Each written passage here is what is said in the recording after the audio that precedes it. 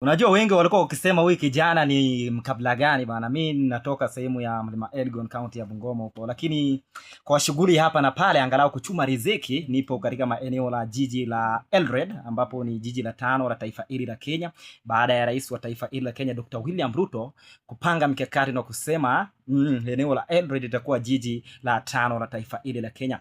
Ni wako Edwin Kwale na siku zote nikiwa hapa mtamboni huwa anakuja na masuala ya kispoti, lakini leo hii sijaingia sana masuala ya kispoti, nimekuja tu kukuchanua moja kwa moja. Wengi wamekuwa kunifuatilia pale katika mitandao ya kijamii pale Facebook, TikTok, yani kokote pale katika mitandao ya kijamii na mambo inakuwa shwari sana. Leo nataka nikuchanue na form. Niko na form kwa ajili ya pesa. Unajua hapa ni kuishi na pesa ndugu zangu. Ni kuishi na miela. Siku zote huwa wanasema miela, ukitembea pale sehemu ya Chemwesu hapo hivi, ukielekea sehemu ya Chemoremo hapo hivi, ukipanda sehemu ya Kongiri kidogo hivi, ukienda sehemu ya Kaptama hapo hivi, uje sehemu ya Kapso kuelekea sehemu ya Chebiu inaitwa sijui Kapketen, sijui sehemu gani. Napajua huko, lakini kwa miaka na mikaka nimekuwa nikiishi sehemu hii la Eldoret kwa sababu nimesaliwa Mlima Elgon, lakini mahali ambapo nimekuwa nikiishi sana ni sehemu ya Eldoret ambapo ni jiji la 5 kwa sababu huwa naipenda sana. Naipenda kuitembea sehemu hili au jiji hili la Eldoret.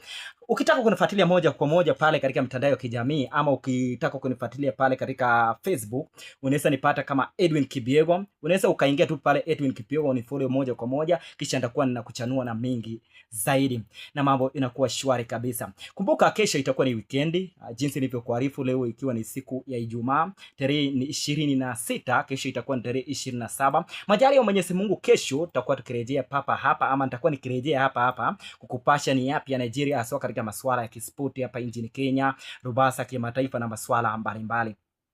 Kumbuka mapigano yanaendelea katika taifa la Marekani, Iran pamoja na Israel ambapo kwa kweli imeweza kutatiza baadhi ya shughuli mbalimbali katika mataifa mengi, kwa sababu tuliweza kushuhudia mlipuko iliweza kusikika katika taifa la Qatar na iliweza kuathiri, na kuna baadhi ya watu ambao wameaga dunia katika mataifa hayo niliyokutajia, Marekani pamoja na Iran pamoja na Israel, ambapo watu wanasiri kuaga dunia kutokana na mapigano haya. Lakini kikubwa zaidi, chanzo haijabainika wazi ni nini ama kiini kilichofanya taifa ili kuingia katika masuala ya vita. Kwa mengi zaidi pale kwa comment section ili upate information zaidi.